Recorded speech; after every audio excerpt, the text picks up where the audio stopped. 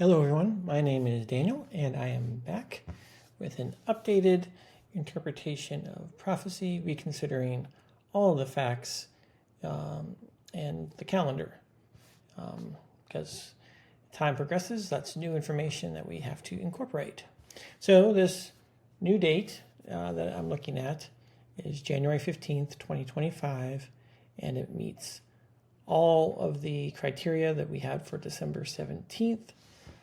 So it's just as likely in my mind as it was for December 17th.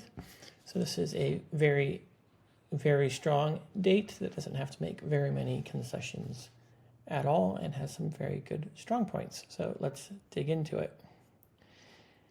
These blog posts are kind of a stream of consciousness documenting my thought processes so that I can understand the truth and so that you can follow along with me. I'm not saying that I'm right. I'm just showing you the things that I am considering for your consideration. I hope you enjoy following along and can help me find places where my logic breaks down. So we have now passed the Atzeret, or every Atzeret, conceivable and even stretching it, on the full moon calendar that starts the year of the first full moon after the equinox. This is the calendar that I thought had the best evidence. But in light of the 5 prophecies pointing to the year being from 2024 to going into 2025, it'd be a lot of things that would have to change in order to change the year. So I'm pretty confident in the year, and we are just fine-tuning the date within the year. So if that's the case, we have to say, well, what do we have to do? So we can reconsider the calendar choice, and there's 2 choices that we can consider. Start the year 1 month later, according to the moon relative to the star Spica, also known as Abib. Or start the month on a dark or sliver moon. Those 2 options would give slightly different dates.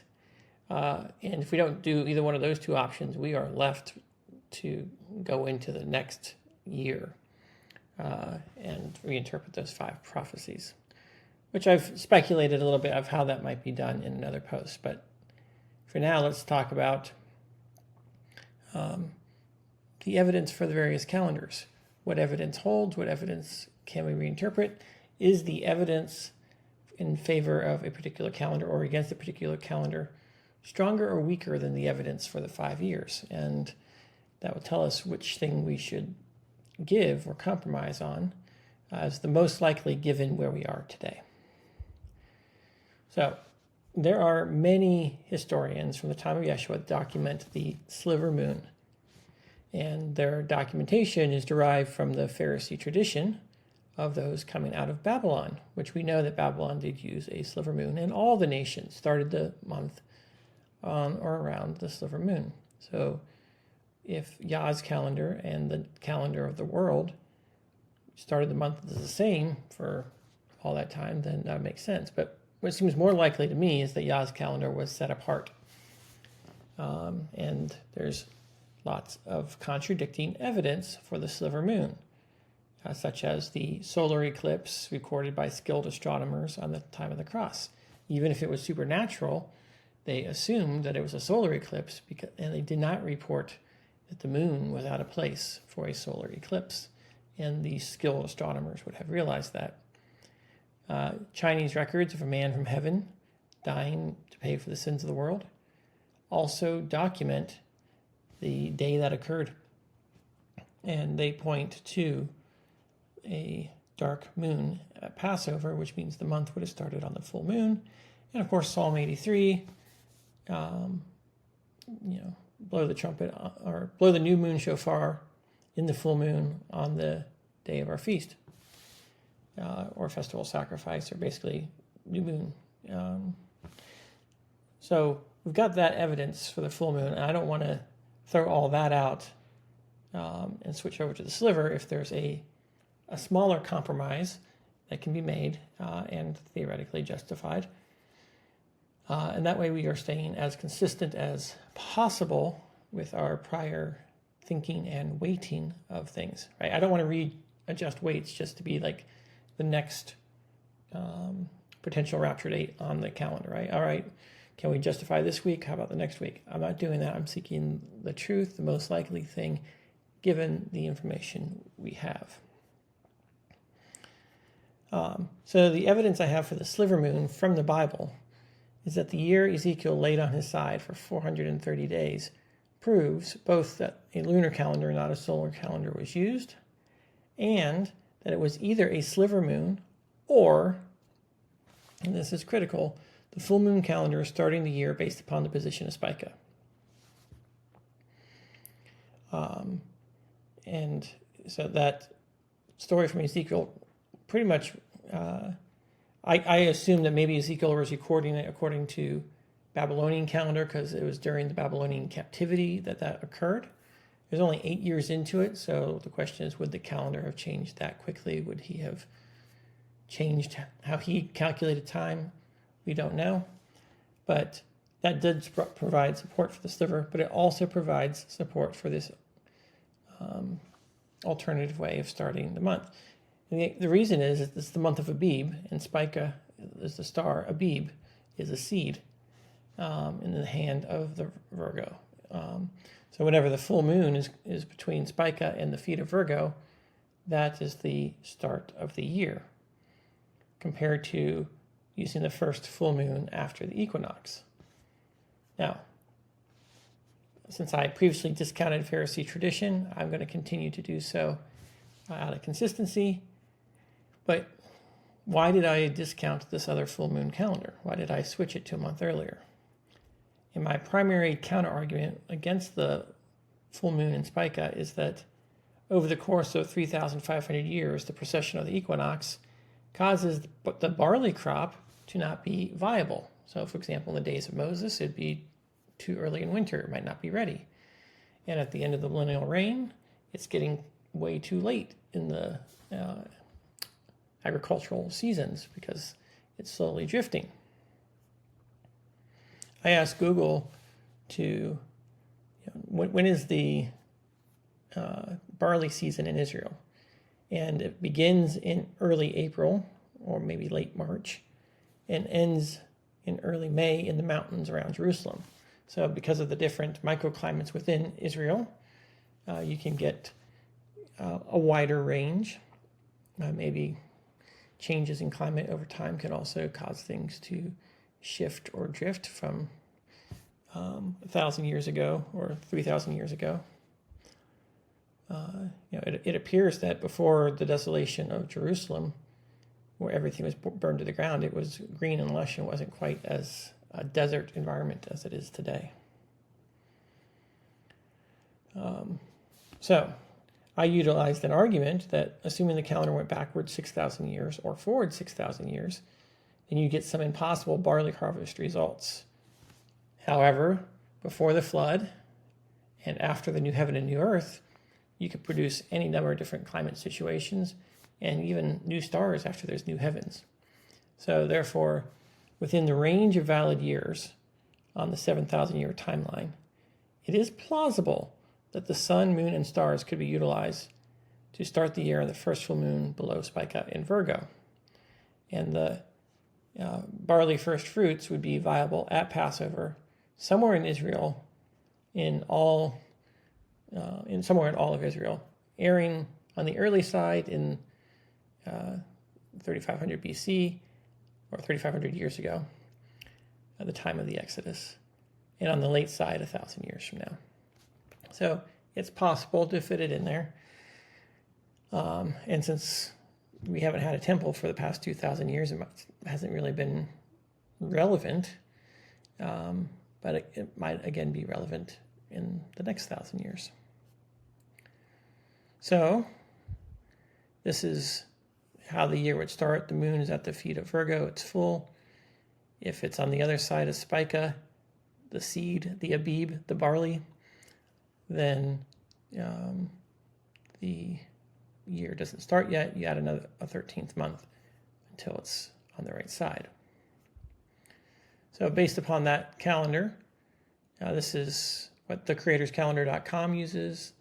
Mikkel Shabbat, I think, his channel also uses a method that gets pretty much the same result. This calendar would be put Israel's birth on the Atzeret of Passover in 1948.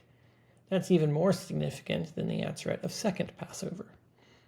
So I would say that gives it a win there as far as the significance of a critical date in biblical history.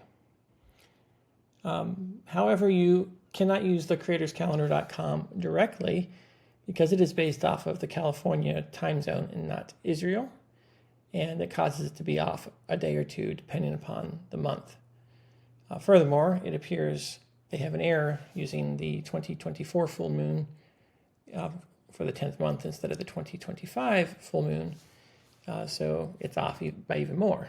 That's just an error in how he calculated the calendars that's published there. His methodology is the methodology that I'm utilizing. So, using the sliver moon calendar does not place this hugely prophetic time when Israel became a nation on any appointed time. So, that's a big down for the silver moon, positive for the full moon and the Spica full moon calendar. So, if we apply this new calendar, what do we get? We get January 8th being Hanukkah Eve, and the date mentioned in Haggai. So it's considered from this day onward, the 24th day of the 9th month, since that day the foundation of the Lord's temple was laid. He says he's going to make us pillars in his temple. Is the seed yet in the barn? Indeed, the vine, the fig tree, and the pomegranate, and the olive tree have yielded nothing. Trees are symbolic of nations. And of course, Israel is a parable of the fig tree without any fruit. So that's not interesting. That's not good. We haven't yielded anything. But from this day on, I will bless you. So this marks the start of a planet parade where Mars, Jupiter, Uranus, Venus, Neptune, and Saturn will be visible together. And the parade peaks around January 22nd, or around the 10th day of the 10th month, when a day of fasting could be turned into a day of joy. I'm not expecting anything to happen on this particular day, but this is a lower watch day, just for reference. Then we've got January 14th. This is the new full moon day, the 6th day of Hanukkah, the 1st day of the 10th month, as in the days of Noah. And the waters, or people, decreased or failed continually until the 10th month. In the 10th month, on the 1st day of the month, were the tops, or the choice, or the head of the mountains, or the nations seen. And of course, mountains standing out in oceans. The tops there would look like islands, and if you look up the meaning of island, everywhere in the Bible, it's talking about the people, the innocent people, the people that are saved, that flee and escape from tribulation. So the 1st day of the 10th month is a very interesting day. And of course, the moon, the full moon, is in conjunction in Mars, and in fact it will cover Mars, it will occlude Mars on this day. And this aligns with the ship of Alexandria that rescued Paul from the shipwreck. That was the sign. And that whole shipwreck parable, or story, similitude, if you will, is a story of the rapture, in my opinion. It's got a lot of uses of the word island and a lot of significant meanings. See some of my prior posts for the significance of his shipwreck journey and the rapture.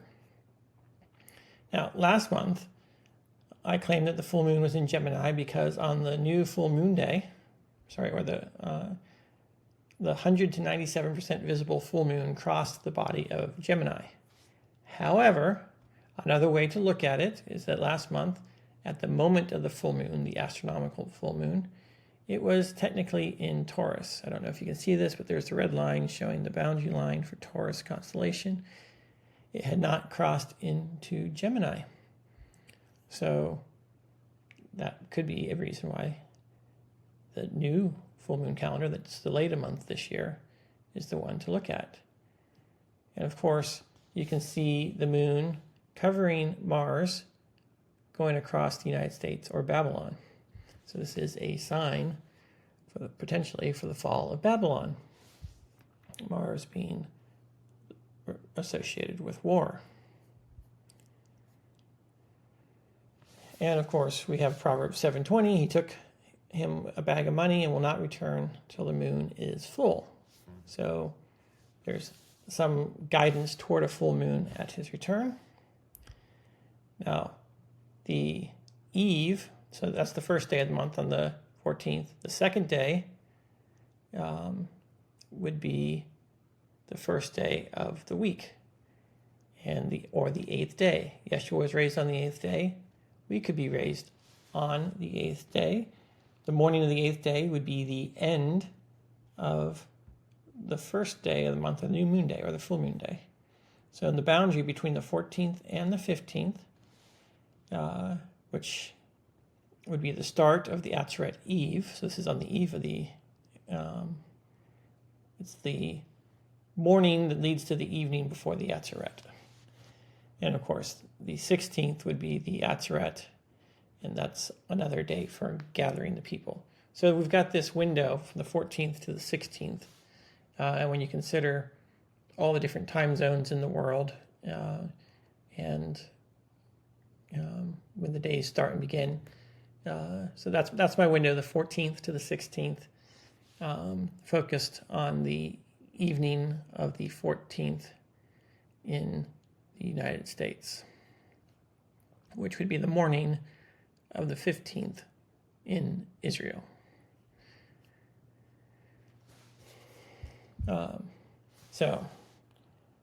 If we continue here, just see other things that are going on.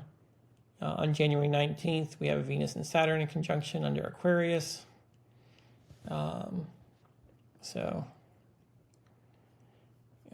Then January 20th, Trump takes office, and January 23rd is the fast of the 10th month, which could turn from mourning to celebration. And on the 17th of the 10th month, the 17th of any month is kind of like first fruits of 17th of Nisan. Uranus stands still in Taurus and starts moving toward the candlesticks.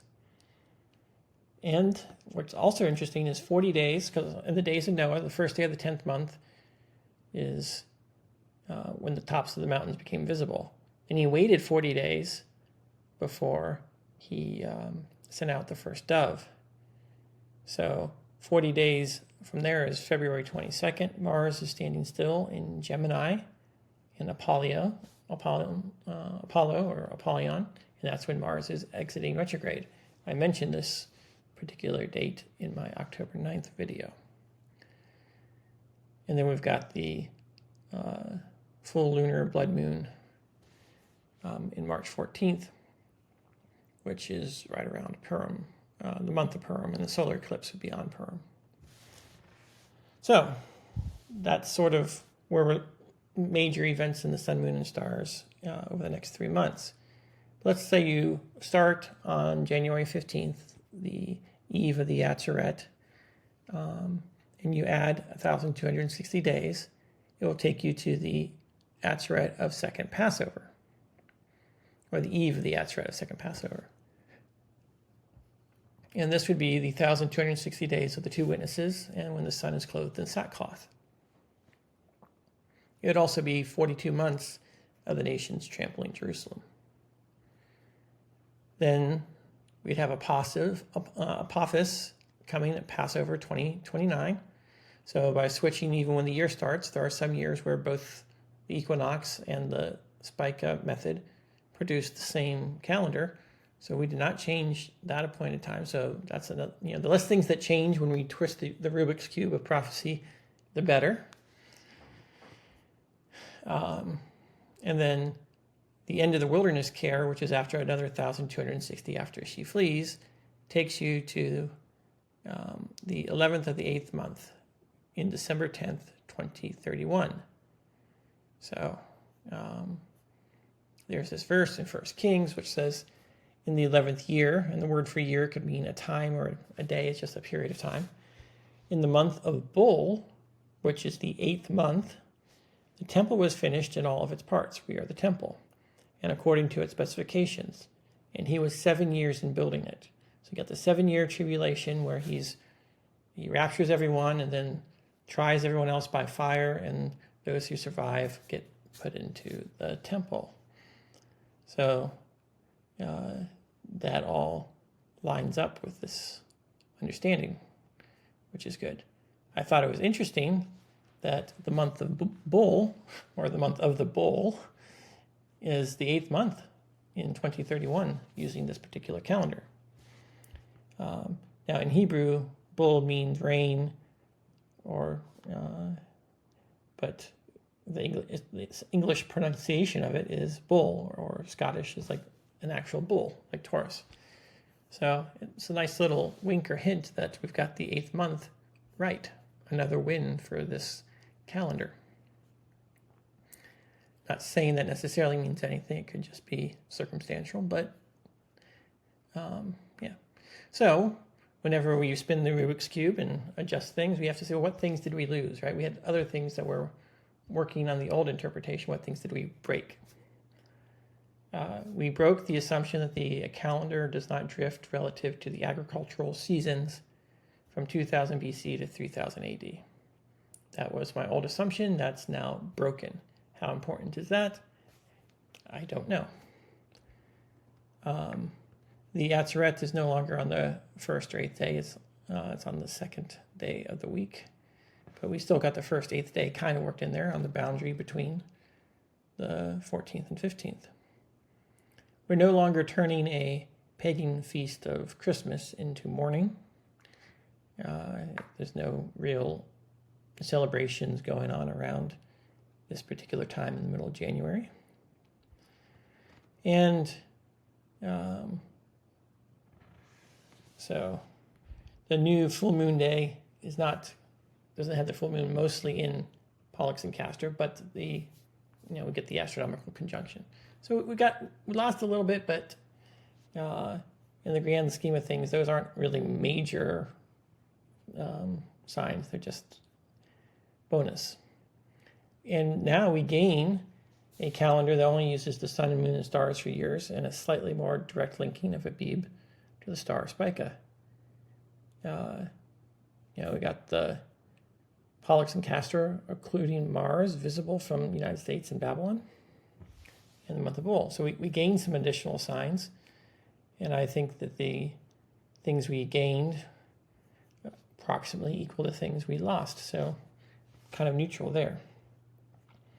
And we keep the return on the full moon, the 1st of the 10th month, as the days of Noah. We actually get another day of Noah 40 days later. And the midpoint at the second Passover. So 1,260 days is still working. So my overall conclusion is that the probability or confidence for January 15th is about the same as December 17th, which means it's a very high watch date. So now that we can rule out December 17th and December 24th. So now we can rule those out. This is the next best thing. So the odds of Spica-based start of the year gain an advantage over the equinox in this window of time. And as a result, there might be a slightly larger community of people that are actually keeping the calendar, which is good news. It's not always pleasant being alone in your calendar interpretation, or a very small minority. Now, what happens if we go past January 22nd, which would be in the extended Atzeret, if you will? Then the Spica-based calendar theory will be nullified, because all calendar theories will have failed at that point in time. Furthermore, the silver moon calendar will have passed as well, because it's Hanukkah is even earlier. So now we'd have to reconsider the evidence for the year. And we really have no choice but to assume that all prophecies that pointed to 2024 still apply to 2025 in some interpretation, with various forms of off by one error. They'd all have to be off in the same way with different rationalizations. I explained some of those in my previous year. So I went ahead and said hypothetically, we go into 2025, and given all the evidence for winter, Gemini, days of Noah, we can quickly jump to the first day of the 10th month next year and see what the implications in the sun, moon, and stars and with the 1,260 days and things like that. So we can see what that would be. Now, thankfully, both the full moon calendars are in agreement. So it doesn't matter whether you're equinox or Spica-based, 2025 to 2026 is the same on both calendars. The first day of the 10th month next year has a powerful sign in the moon with Jupiter and Gemini. So rather than Mars, now we get Jupiter. Remember, Jupiter is the sardine stone representing Messiah. And it's right there in the belly of Pollux with the moon. So that is a very powerful sign for next year. And that would be on the 4th of January, 2026, thereabouts. So this would move the midpoint to June 19th or 20th of 2029 using the 23rd or 24th of the second month. Not an appointed time. Near second Passover, but not. So what's interesting is that Jupiter, representing Yeshua, shows up with the moon and Mars in Virgo just a few days after the Atzeret of second Passover. And of course, both full moon calendars are also the same in 2028.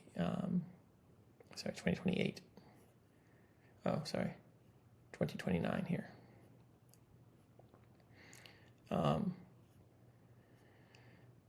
So that would be the midpoint if we have to delay a year.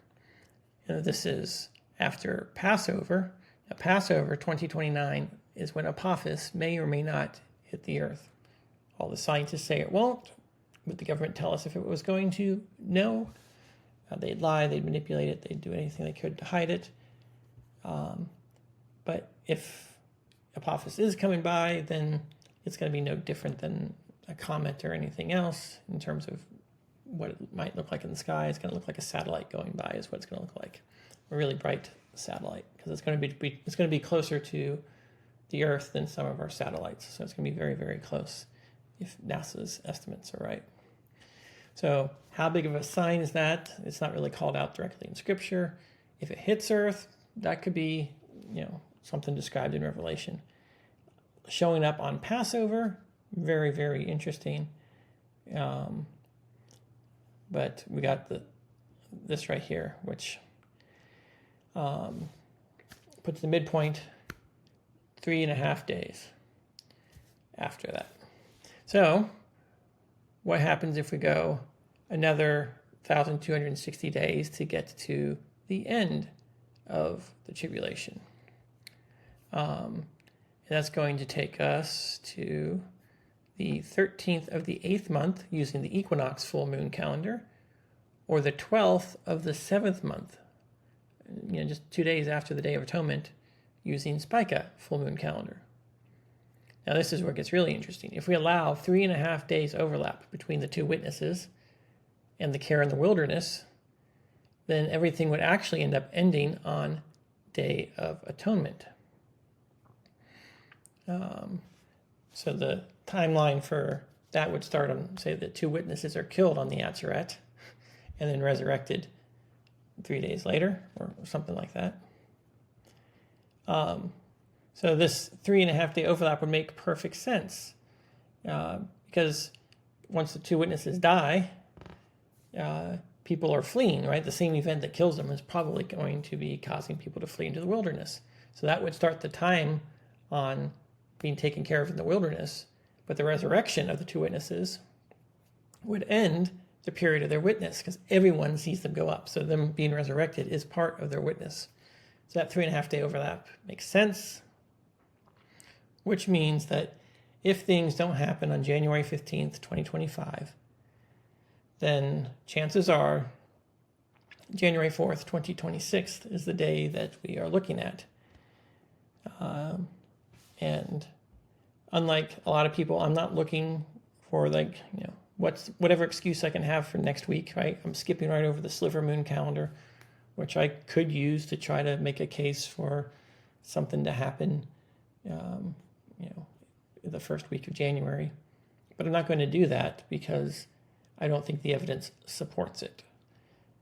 Likewise, I don't really think the evidence supports things starting in spring Passover. And with all the evidence for things starting in the fall, in winter, so it's really a question of when does winter start? Is the end of Tabernacles the beginning of winter or not? But I will consider those possibilities in a future video. But for the time being, it looks like it's either January 15th or next January, around January 4th, are the two most likely dates I can piece together based on the evidence that we have so far. I hope you found this useful and interesting, and I will see you later.